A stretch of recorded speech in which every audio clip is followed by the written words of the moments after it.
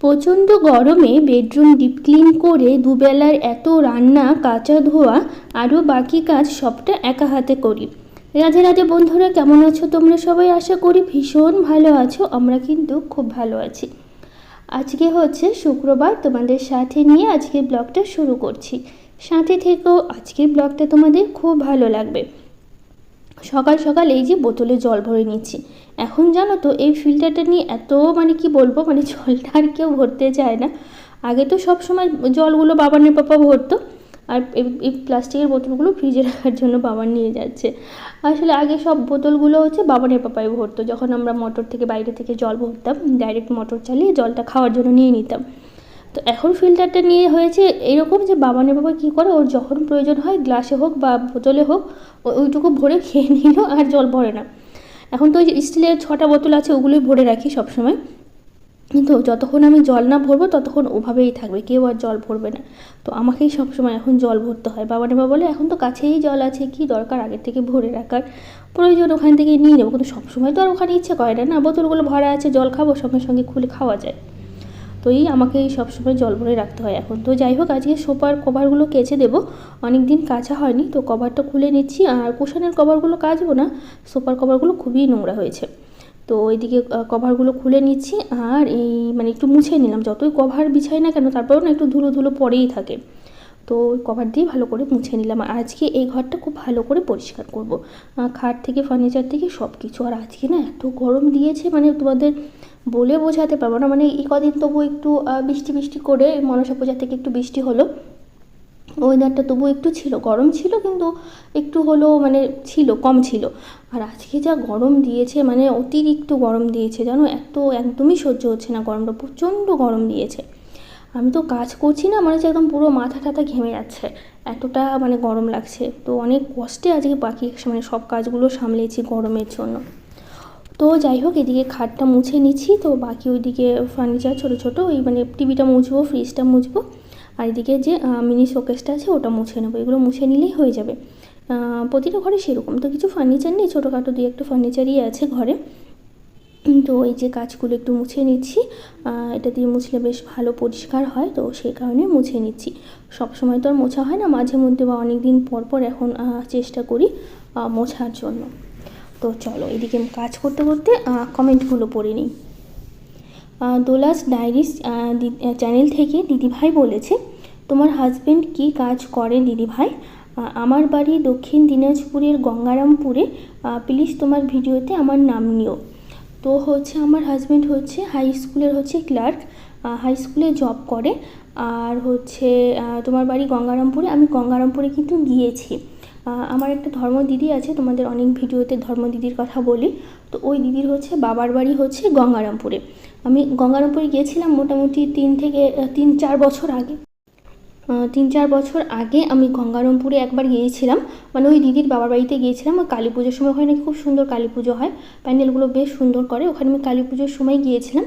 তো ওখানে একটা পার্ক আছে, আমার ঠিক পার্কটার নাম মনে পড়ছে না, বেশ ভালো বড় পার্কটা আছে। ওখানে পার্কটা ট্রেন আছে একটা, তারপরে ওই বোটগুলো আছে ছোটো ছোটো, ওই একটা বড় পুকুর টাইপের আর কি, না নদী টাইপের, নদী না ঠিক পুকুর টাইপের করা আছে পার্কের ভেতরে।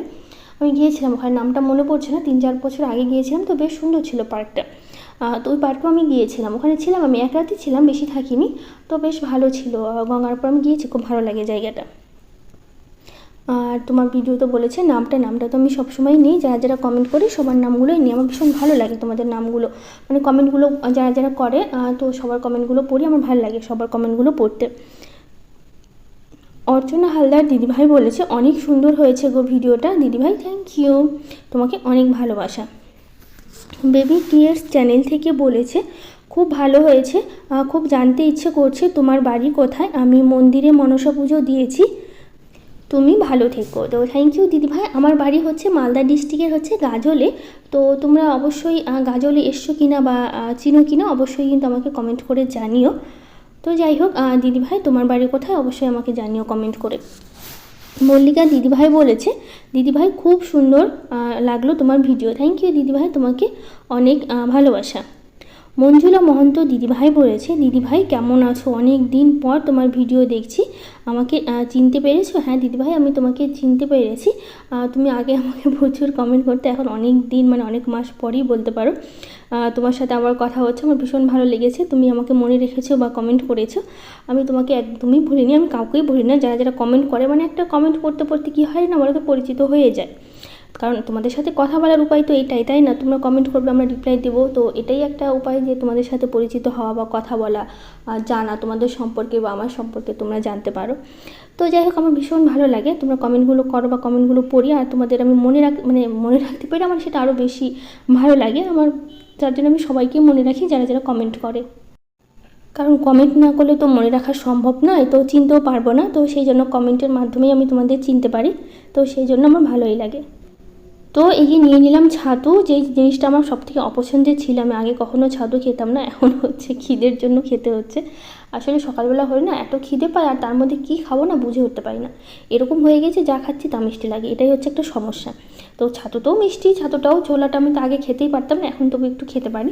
তো বাবানকে দিলাম আর আমি আবার একটু খেলাম, মানে খিদে লাগছে, এদিকে আছে ঘরে বিস্কুট আছে, মুড়ি আছে, তো ওগুলো না খেতে ইচ্ছে করছিল না, কী খাবো খুঁজে পাই না, তো ভাবলাম ছাতু একটু টেস্ট করে দেখি, মানে যেটা অপছন্দ সেটাই এখন খাই। তো যাই হোক, ছাতু খেলাম, আর জানো আমাদের এখানে লাইন চলে গেছে, দিয়ে কাজ করতে করতে হঠাৎ লাইন নেই, সেই 8টার দিকে লাইন গিয়েছে, লাইন এসছে 10টার সময়, এরকম করে না। আজকে দেখলাম মানে এতক্ষণ লাইন গিয়েছিল, আর তার মধ্যে হচ্ছে অন্ধকারে বলতে পারো, লাইন ছাড়া আজকে রান্নাবাড়ি সব কিছু করেছি, লাইন নাই তো কী করবো বলো, লাইন ছাড়াই আজকে রান্নাবাড়ি করতে হয়েছে। তো আজকে কী কী রান্না হবে তোমাদের আমি বলে দিচ্ছি।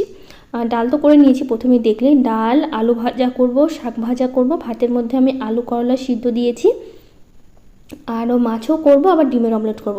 মাছ বলতে আমি করব হচ্ছে পাঙ্গাস মাছ, আসলে বাবানের পাপা হচ্ছে পাঙ্গাস মাছ খায় না, তো আমার আবার পাঙ্গাস মাছ খেতে ইচ্ছে করেছিল, সেই জন্য এনে দিয়েছে, তো সেই জন্য পাঙ্গাস মাছটা আমার জন্য করব। বাবান খায়, ও খুব একটা পছন্দ করে না তেলের জন্য, কিন্তু আমার ভীষণ ভালো লাগে। তো পাঙ্গাস মাছটা হচ্ছে আমি রান্না করব নিজের জন্য, আর যেহেতু বাবার জন্য ডাল করব, আর ডিমের অমলেট করে দেবো, যাতে হচ্ছে মানে অন্য কিছু করিনি, তো ডিমের ঝোল করে দিতে চাইছিলাম। তো বাবা না ডিমের ঝোল অতটা পছন্দ করে না খেতে, ও বলে যে আমার ডিমের অমলেট করে দাও, ডাল করে দাও, এটাই আমি বেশি ভালো খাই, মানে ওই হচ্ছে ডিমের ঝোলের থেকে। তো সেই জন্য ওকে অমলেট করে দেবো, আর হচ্ছে ডাল তো করলামই। আর এটা কিন্তু হচ্ছে শাক হচ্ছে কুমলি শাকটা, আমি কুমলি শাক খেতে ইচ্ছে করছিল, তো বাবা কালকে আমাকে এনে দিয়েছে হাট থেকে কুমলি শাকটা, তো আমি কালকে হচ্ছে ভালো করে বেছে রেখে দিয়েছিলাম, আর কুমলি শাকটা খেতে কিন্তু বেশ লাগে, আর হয়েছিল খুবই ভালো কুমলি শাকটা। তো যাই হোক, এদিকে লবণ দিয়ে আমি ঢাকা দিয়ে রেখে দেবো, জল উঠে কিন্তু একদম সিদ্ধ হয়ে যাবে। তো প্রায় আলু ভাজাটা প্রায় হয়ে এসছে, আরও কিছুক্ষণ ভাজা ভাজা করে নেবো, একটু বেশি ভাজা ভাজা না হলে ভালোও লাগে না খেতে। তো যাই হোক, এদিকে আলু ভাজাটা আমার হয়ে গেছে, নামিয়ে নিয়েছি, এখন পাশের কড়াইতে মাছগুলো ভেজে নেব। মাছ কিন্তু বেশি নেই, 3 পিসই আছে, 3 পিস দিয়েই রান্না করব।